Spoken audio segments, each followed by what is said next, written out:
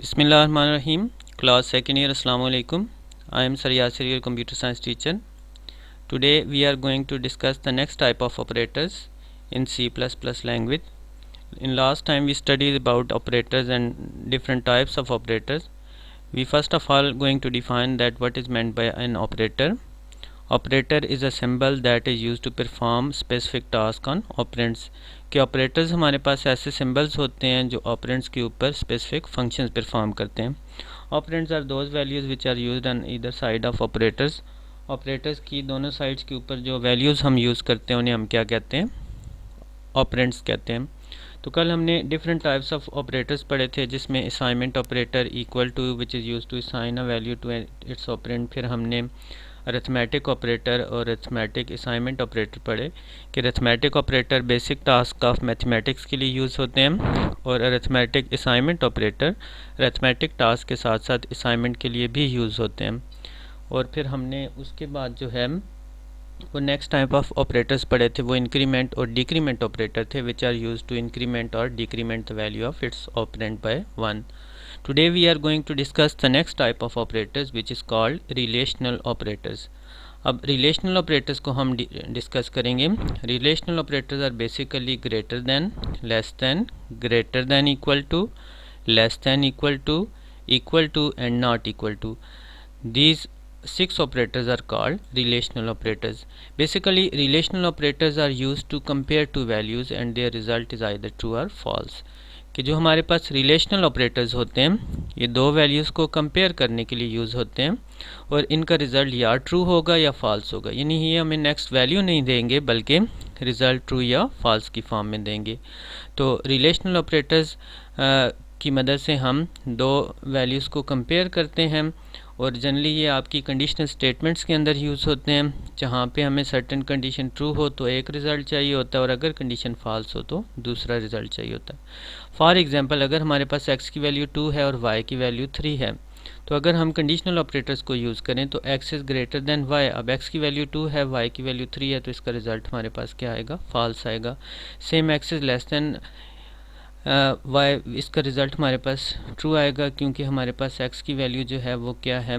2 है और y की वैल्यू 3 है, तो इसका रिज़ल्ट हमारे पास ट्रू आएगा. उसके बाद हमारे पास इक्वलिटी ऑपरेटर है. अब ये डबल इक्वल टू का जो साइन है it is a comparison operator. ये दो वैल्यूज़ को कंपेयर करने के लिए यूज़ होता है. अब x is equal to y. For example ये हमारे पास इसकी एग्जांपल है जिसमें x is equal to y. अगर x की वैल्यू हमारे पास 2 है, y की वैल्यू 3 है, तो इसका रिज़ल्ट हमारे पास क्या आएगा? फॉल्स आएगा क्योंकि x और y एक दूसरे के इक्वल नहीं है. इस तरह से ग्रेटर दैन इक्वल टू है, लेस दैन इक्वल टू है और नॉट इक्वल टू है. तो ये हमारे पास जो 6 ऑपरेटर्स हैं ये हमारे पास क्या बन जाते हैं? Relational operator. They are also called comparison operator. तो नॉट इक्वल टू जो है अगर हमारी कंडीशन जो है वो ट्रू, जब दोनों वैल्यूज़ एक दूसरे के इक्वल नहीं होंगी तो इसका रिज़ल्ट ट्रू आएगा और जब वो एक दूसरे के इक्वल होंगी तो इसका रिज़ल्ट क्या आएगा? फॉल्स आएगा. उसके बाद नेक्स्ट हमारे पास कैटेगरी ऑफ ऑपरेटर है, it is called logical operator. Logical operators are basically used to join two relational expressions. अगर हमने दो रिलेशनल ऑपरेटर्स को जॉइन करना हो तो उसके लिए हम लॉजिकल ऑपरेटर यूज़ करते हैं. लॉजिकल ऑपरेटर्स हमारे पास 3 हैं, and, or, and, not. These 3 operators are called logical operators and they are used to join to relational expressions. पहले हम देखते हैं लॉजिकल एंड. लॉजिकल एंड के लिए दो एम्परसेंड या एंड के सिंबल हम यूज़ करते हैं. इसकी मदद से हम दो रिलेशनल एक्सप्रेशंस को ज्वाइन कर सकते हैं या दो कंडीशंस को हम आपस में ज्वाइन कर सकते हैं. और लॉजिकल एंड के लिए if both conditions are true then result should be true. अब लॉजिकल एंड ऑपरेटर जब हम यूज़ करते हैं तो जब तक हमारी दोनों कंडीशंस ट्रू नहीं होंगी रिज़ल्ट ट्रू नहीं होगा. इसे हम ट्रुथ टेबल से भी देख सकते हैं. जिस तरह ये हमारे पास लॉजिकल एंड का ट्रुथ टेबल है, इसमें फॉल्स इसका रिज़ल्ट क्या आएगा? फॉल्स आएगा. अगर फॉल्स कंडीशन है दूसरी ट्रू है, इसका रिज़ल्ट भी फॉल्स आएगा. ट्रू फॉल्स के लिए भी फॉल्स आएगा. सिर्फ ट्रू हमारे पास उसी सूरत में आउटपुट आएगा जब दोनों हमारी कंडीशंस क्या हो जाएंगी? ट्रू हो जाएंगी. तो लॉजिकल एंड में दोनों कंडीशंस का ट्रू होना ज़रूरी है, तो तब हमारे पास रिज़ल्ट जो है वो क्या आएगा? ट्रू आएगा. उसके बाद हमारे पास लॉजिकल और है. लॉजिकल आर को हम दो पाइप साइन यूज़ करते हैं, इनकी मदद से रिप्रेजेंट करते हैं. इन लॉजिकल और operator if any of the condition is true then result should be true. अब लॉजिकल और में अगर आपकी कोई एक कंडीशन ट्रू हो जाए तो रिज़ल्ट ट्रू हो जाता है। लॉजिकल एंड में जब तक दोनों ट्रू नहीं होंगे रिज़ल्ट ट्रू नहीं होगा, लेकिन लॉजिकल और में कोई एक भी कंडीशन ट्रू हो जाए तो रिज़ल्ट क्या हो जाता है, ट्रू हो जाता है। इसकी भी हम ट्रुथ टेबल देख लें कि फॉल्स फॉल्स का हमारे पास रिज़ल्ट फॉल्स आता है, फॉल्स ट्रू का रिज़ल्ट हमारे पास ट्रू है। अब एक कंडीशन ट्रू हो गई तो रिज़ल्ट क्या हो गया, ट्रू हो गया। ट्रू फॉल्स का रिज़ल्ट भी ट्रू आएगा और दोनों ट्रू का भी ट्रू। इसमें फॉल्स सिर्फ उसी सूरत में आएगा जब दोनों कंडीशंस फॉल्स होंगी। लॉजिकल एंड में दोनों ट्रू होंगी तो ट्रू होगा, अदरवाइज फॉल्स हो जाएगा। और उसके बाद लॉजिकल ऑपरेटर्स में लास्ट टाइप ऑफ ऑपरेटर ऐसे लॉजिकल नॉट ऑपरेटर कहते हैं। Logical not operator is use for negation purpose. ये नेगेशन पर्पज़ के लिए यूज़ होता है। अगर हमारी कंडीशन ट्रू होगी, if the condition is true then result should be false, and if the condition is false then result should be true.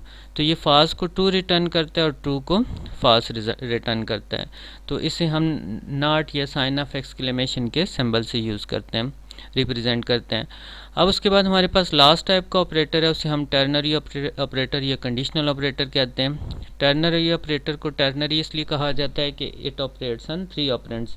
इससे पहले हमने देखा कि जो हमारे पास मोस्टली ऑपरेटर्स हैं वो बाइनरी ऑपरेटर्स हैं, सिर्फ यूनरी ऑपरेटर प्लस प्लस और माइनस माइनस हैं जो सिंगल ऑपरेंड के ऊपर अप्लाई होते हैं। लेकिन जो हमारे पास टर्नरी ऑपरेटर हैं दे ऑपरेट्स ऑन 3 ऑपरेंड्स। इसके 3 ऑपरेंड्स यूज़ होते हैं, जिनमें से एक हमारे पास कंडीशन है और 2 उसके क्या होते हैं, रिजल्ट होते हैं। तो ये हमारे पास टर्नरी ऑपरेटर का सिंटैक्स है। कंडीशन होगी, उसके बाद क्वेश्चन मार्क। अगर आपकी कंडीशन ट्रू होगी तो फर्स्ट रिजल्ट ये आउटपुट देगा, अगर कंडीशन फॉल्स होगी तो सेकंड रिजल्ट देगा। यानी इसमें 3 ऑपरेंड्स आ गए, कंडीशन, रिजल्ट 1, रिजल्ट 2, और हमारे पास क्वेश्चन मार्क और कोलन का सिंबल जो है वो एज अ ऑपरेटर यहाँ पे यूज़ हो रहे हैं। अब फॉर एग्जांपल हमारे पास ये अब एक कंडीशन है 7 = 5। अब यहाँ पे हमारी कंडीशन फॉल्स है, जब फॉल्स होगी तो ये सेकंड रिजल्ट देगा जो हमारे पास क्या आएगा, 3 आएगा। यानी कंडीशन अगर हमारी फॉल्स होगी तो सेकंड रिजल्ट रिटर्न करेगा, और अगर हमारी कंडीशन ट्रू होगी तो फर्स्ट रिजल्ट। जिस तरह 7 = 5 + 2, अब 5 + 2 का आंसर 7 होता है तो ये ट्रू हो गया। तो इसके लिए हमारे पास जो आउटपुट आएगा वो फर्स्ट कंडीशन आएगी जो हमारे पास क्या आ जाएगी, 4 आ जाएगी। तो यानी हमारे पास अगर कंडीशन ट्रू होती है तो फर्स्ट वैल्यू रिटर्न करता है, अगर कंडीशन फॉल्स है तो सेकंड। एक और एग्जांपल देखते हैं, 5 > 3। अब इसका रिजल्ट हमारे पास ट्रू आ रहा है। जब कंडीशन ट्रू होगी तो ये फर्स्ट ऑप्शन हमें रिटर्न करेगा जो क्या है, ए है। तो जो हमारे पास टर्नरी ऑपरेटर है it is use to compare two values, and if the condition is true then it returns the first value, and if the condition is false then it returns the second value. तो dear students, ये हमारे पास operators से, operators की मदद से हम different types of conditional expressions को solve कर सकते हैं। Thank you.